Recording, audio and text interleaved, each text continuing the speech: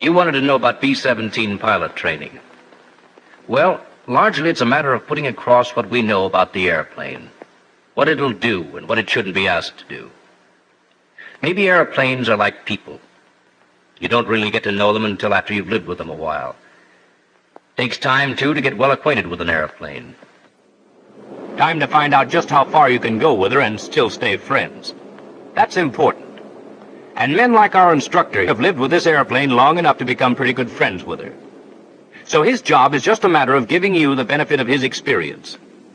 The procedure is pretty well standardized, and you'll learn to be thankful for that. Routine, like this circle tour of the airplane at the start, for instance, makes the student's life a lot simpler. In the cockpit, you'll learn to follow the checklist, because it helps you to keep your mind on your work. Detail's important when you're flying a big bomber, and using the checklist means you don't overlook a thing.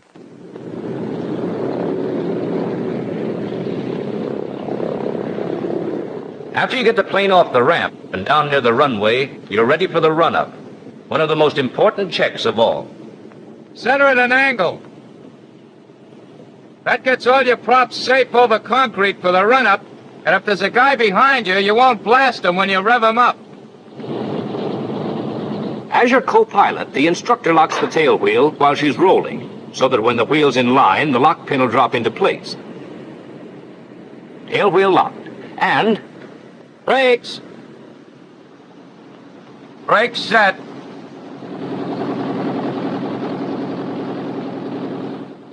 Maybe here you'll switch to interphone. Easier to talk that way. Then the checklist again, and the instructor's command to check trim tabs. Set them at 0. Elevator trim tab, rudder, aileron. Then, before the run-up, always check your oil temperature. You ought to have at least 40 degrees before beginning the run-up. Why not close cowl flaps? Hurry up a little. It might mean trouble. If you close them, you get uneven cooling, local hotspots, metal fatigue. I get it. Just like bending a wire back and forth until it breaks. That's it. Exercise turbos? Right. you advance throttles to 1500 RPM for turbo exercise, and you know why it's important. To get warm oil circulating through the turbo regulators. If regulator oil is stiff or congealed, the turbo wastegates won't react properly. One avoidable cause of a runaway turbo on takeoff. Leaving turbos on, you do a repeat on the props. Give them plenty of time to change pitch. Watch the tacks for that. If it's below freezing, exercise both turbos and props 4 times. Set the lock to keep the levers from creeping. And then, turbos off. And before the mag check, another important detail. Before you rev them up, turn on your generators and check each one for ampere output. If they balance, they're all putting out all right. Ampere output okay. Now voltage and then turn them off.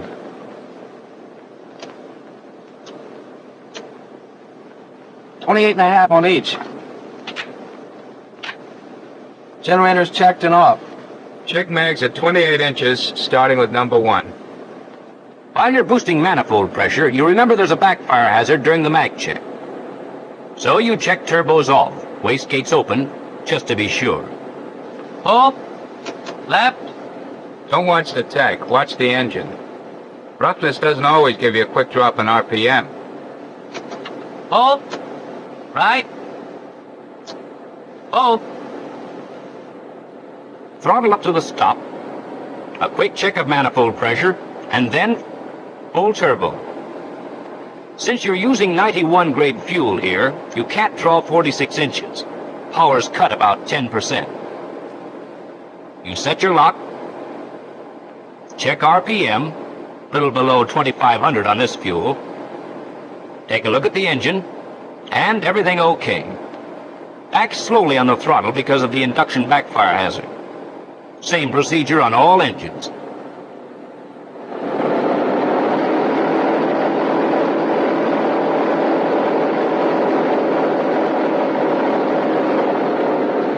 Act to command to call the tower for takeoff clearance, and you're off to the races.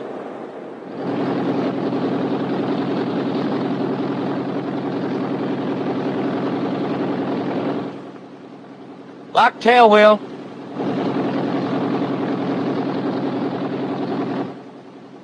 Locking brakes. Hold it with your feet on the runway. Less hazard if you have to get away fast. Gyro. Set the gyro compass and check your compass heading against the heading of the runway. Gyro set. Generators.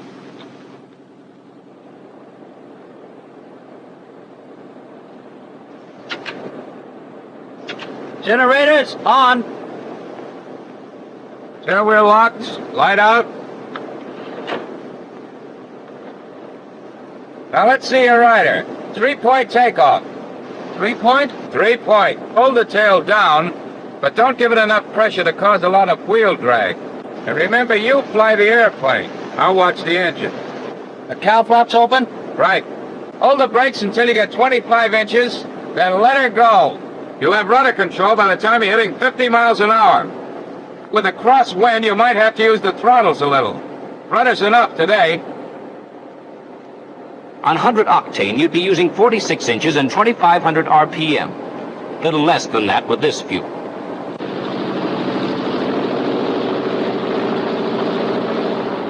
You'll leave the ground at around 100 miles an hour.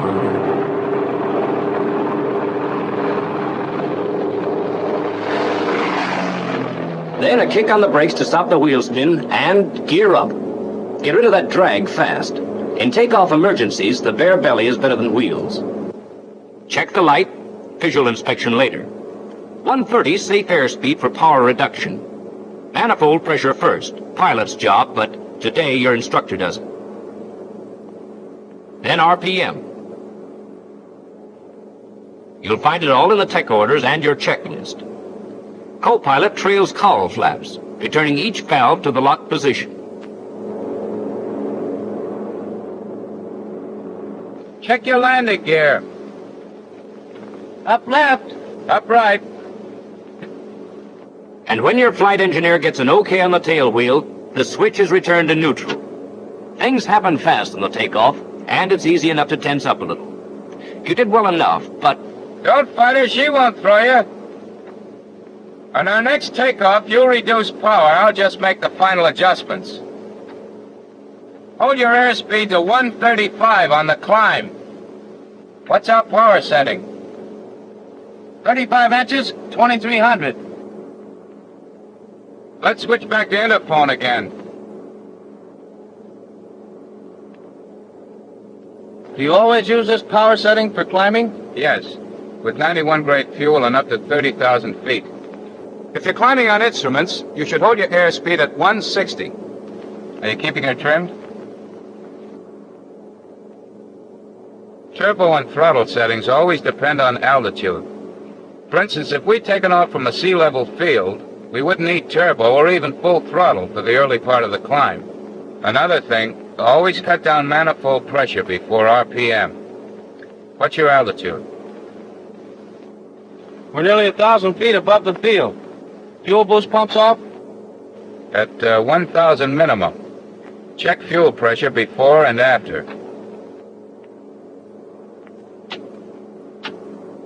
Gives you another check on engine fuel pump operation. Look at your manifold pressure.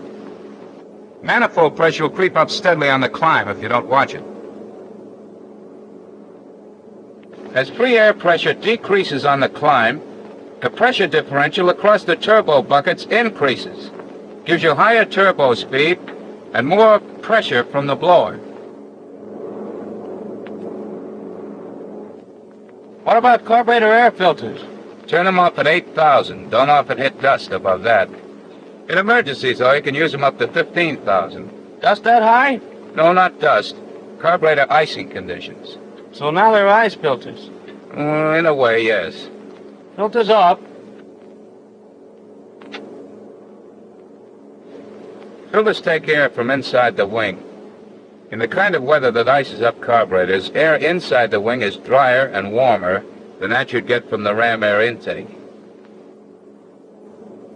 Filter lights green, filters off. Check your manifold pressure. Turning the filters off increases the manifold pressure about 1.5 inches. With carburetor icing conditions, of course, you'd use intercoolers hot, but you won't normally get carburetor icing above 12,000, and up there you'll always want intercoolers cold. Thin air means higher rate of compression from the supercharger, and compression makes heat. In the wrong places. Nearly always in the wrong places. You level off at 10,000 feet and cut her down to the proper setting for maximum long-range performance on 91 grade fuel. Manifold pressure down first to 28 inches. RPM next. You make this adjustment with one eye on the airspeed indicator, because you use whatever RPM needed to get 150 miles per hour indicated. In this case, with your conditions, 1600 RPM. Then fuel mixtures to auto lean. And your co-pilot closes cowl flaps since you have a safe margin in head temperatures. What about the other power settings? Well, you've used 3, modified for 91 grade fuel. Takeoff power, 5 minutes maximum continuous operation, climbing power, and maximum long range. They're all there on the panel. The power setting used in normal cruising is always figured from your flight conditions. Desired range, fuel available, weather conditions, altitude, gross weight, and perhaps 1 or 2 other things. In special cases, you'll always figure your best power setting from your flight computer. All settings are arrived at scientifically. Don't improvise, play them the way they're written. And always keep an eye on your mixtures. In auto lean, don't use more than 29 inches with 91 grade and 2,000 RPM.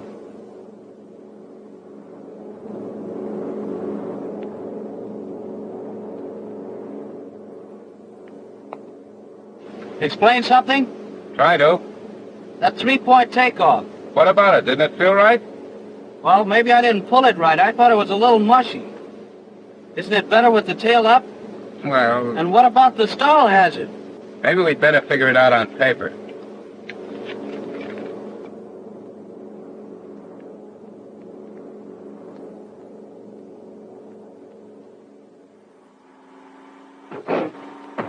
Well, here we are. An old friend you'll remember from flying school days. She knows her way around. Call her Tail Up Myrtle. Now, take it easy, Myrtle. When Myrtle's parked on the ground, she's sure enough in a stalling or near stalling attitude. So on the takeoff, you lift the tail both to decrease drag and get a safe margin below the stall angle. And she takes off like a nice baby, and there's no arguing about it. But with the missus here, it's different. In the 3-point position, she's already in a flying attitude. On the takeoff run, the relative wind's parallel to the ground. So say the ground makes one leg of your angle of attack. Chord line makes the other leg. Angle of attack in 3-point attitude, about 10 degrees. But with power on, the stalling angle for this airplane's about 19 degrees. So when you hold the tail down on the takeoff, you have a nice cozy margin of 9 degrees below the stall angle. And when you leave the ground, the path of the relative wind changes, so that the angle of attack actually decreases.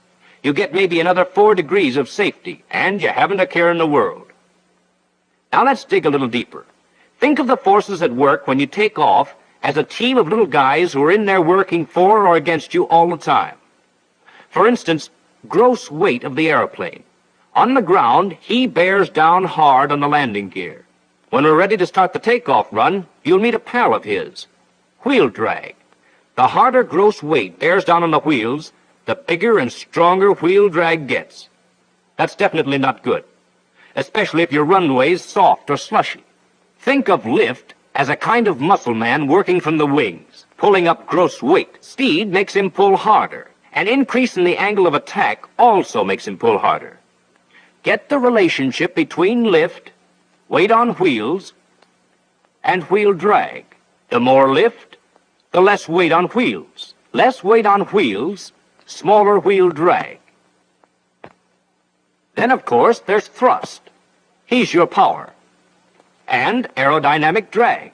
He's with you all the time, except when you're parked on the ground. Now, let's try to visualize what happens on a 2-point takeoff. At the start of the run, lift increases steadily. Lift takes more and more weight off the wheels. Taking weight off the wheels steadily reduces wheel drag. Then, just when things are looking good, you lift the tail. Angle of attack decreases. That cuts down lift. Lift lets weight go back down on the wheels, and wheel drag increases again. Aerodynamic drag is cut a little, but not enough to compensate for the extra wheel drag. Speed still won't build up as fast as it would with the tail down. Even on a smooth runway, you'll need more room and maybe 20 or 30 miles an hour more speed to get off than if you'd kept your tail down.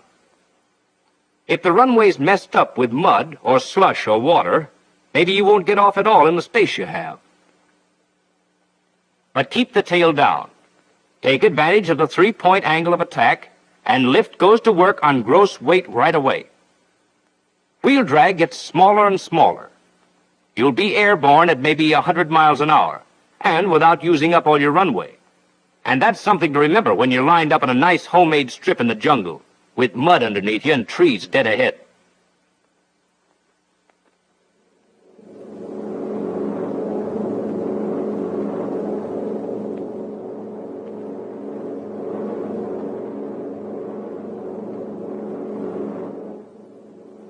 Well, how do you like her? It's a very little problem when you get over the field. Say you're coming in after a long mission, you're a little short on gas, and when you arrive, the field's closed in. Beeline for an alternate base. No, Sal, you'd have gone from nowhere. You're lucky to have one base to come home to. We'll cut the inboards and hang around until she opens up. Well, you'd hover all right, but don't cut the inboards. She'll burn more coal on 2 than she will on 4 on long-range settings. Think it over.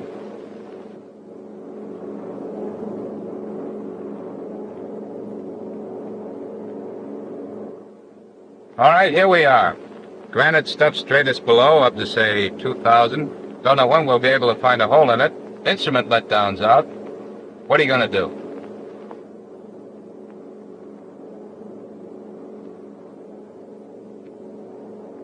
Don't you like it up here? Like it better down a bit if I'm low on fuel. Need less power and less fuel for a given indicated airspeed. Air's not so thin. Props take fewer horses. Okay, that's part of it. When you get down to 8,000, you give the command for carburetor filters on, and you finally level off at around 500 feet above your theoretical overcast.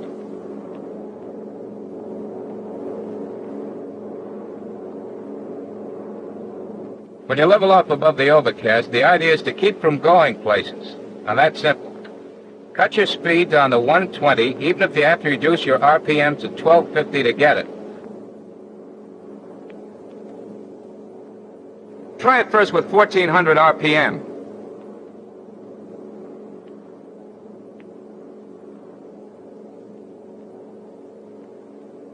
All right, reduce manifold pressure. Try with 26 inches.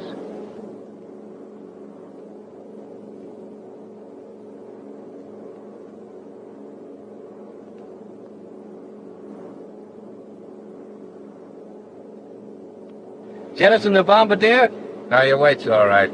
You've used up most of your gas on the way home, and I hope you didn't bring any bombs back. Cut your RPM down a little more. 1250 is the minimum.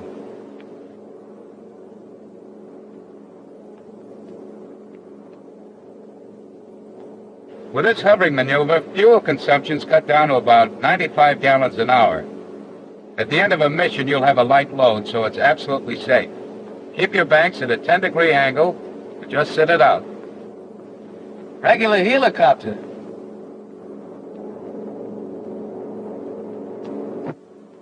Time to go in, then. Landing instructions from the tower, weather, altimeter setting, and back to work again. When you're ready for a landing, be sure your co-pilot runs through the checklist. No matter how good you are, flying means fatigue, and fatigue does things to your memory. So if you want to bring in this property without the insurance claim, have everything checked in order. Altimeter, okay. Crew positions. Automatic pilot, off. Crew members at their proper stations. Side guns stowed. All turret guns up and pointing rear. Booster pumps on. Your power plant should be ready for full takeoff power in case a go-round is necessary. Mixture's auto-rich. Intercooler's cold. Carburetor filter's on. Wing de-icer's off. That's important. Wing de-icer operation changes the stalling characteristics of the airplane.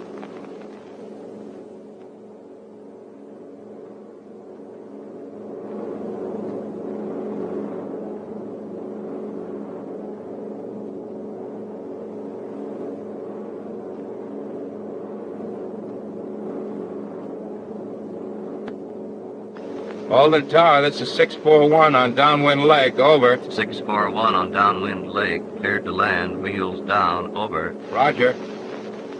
Landing gear down.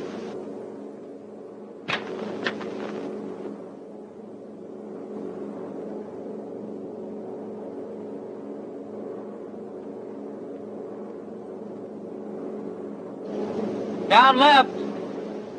Down right.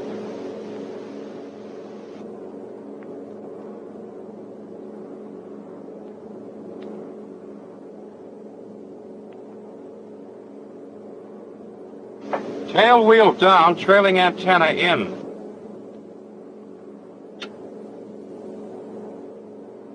Check brake and hydraulic pressure. Brakes okay. Pressure around 750. RPM 2100. Turbos set. Now we have power immediately available for a go-round if we need it. Flaps should be lowered on the downwind leg, but not until airspeed's below 147. 1/3 flaps on the downwing leg, full flaps on final approach. And if you have to go around, you don't need to milk up your flaps. They'll come up slowly enough.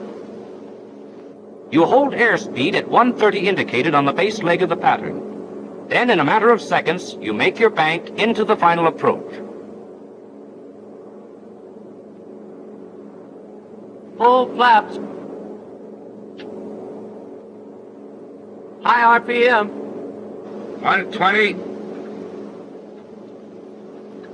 115. Don't close your throttles until you're sure of a landing.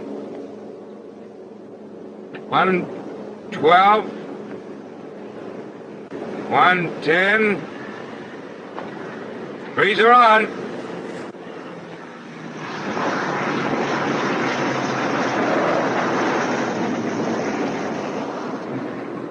Hydraulic pressure's okay. Otherwise, you'd gunner and take off again.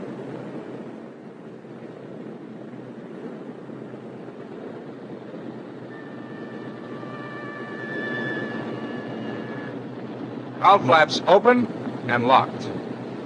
Turbos off. Booster pumps off. Wing flaps up. Get them up sooner if you have a muddy runway.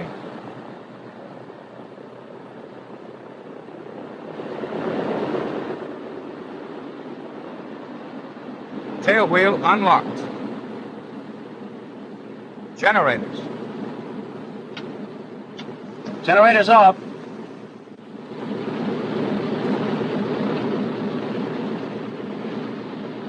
Cutting the inboard engines is the co-pilot's duty normally. The pilot should keep his mind on his taxiing. But it's quiet on the hangar apron today, and the instructor asks you to do it. Good thing, too, since you weren't too sharp about it. You can cut your inboards now.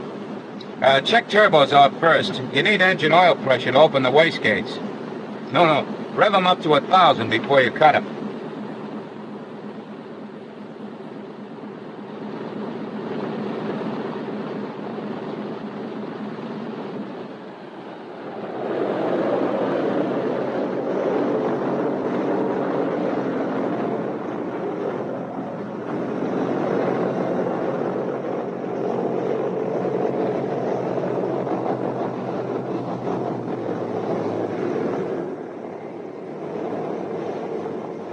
Parking brakes?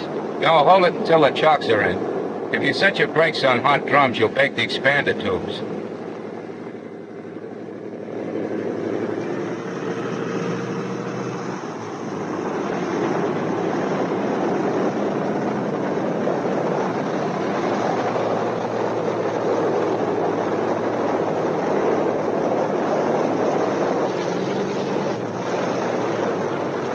Don't turn off the ignition until the engines have stopped turning over.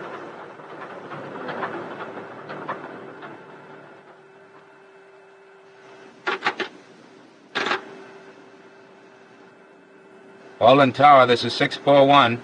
Mission complete.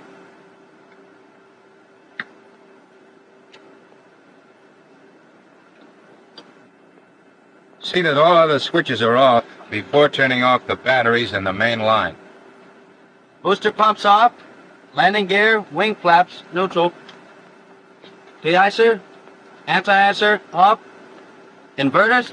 Inverters off only when the instruments have returned to neutral. Inverters off. Batteries off. Mainline off. Lock control surfaces.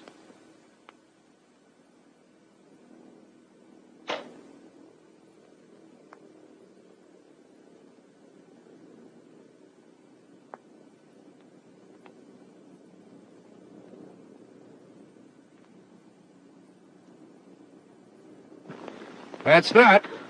Except for the bookwork. Just give them the facts. One more thing. Record the time of day and number of minutes of oil dilution if you were diluting in this. Well, how do you feel? Okay, I feel great. Remember, it's just another airplane. It's a little bigger than most. But the fact that you're flying it means that you've moved into the big time. And the payoff is it's the safest crate you ever flew.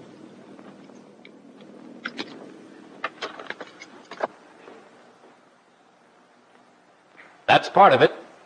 Not all of it by a long shot, but part of it at least. It's a little more complicated than a buckboard wagon.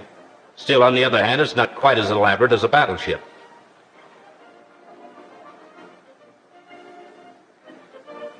Make things as easy for yourself as you can by taking advantage of little devices like the flight computer and the load adjuster and the checklist.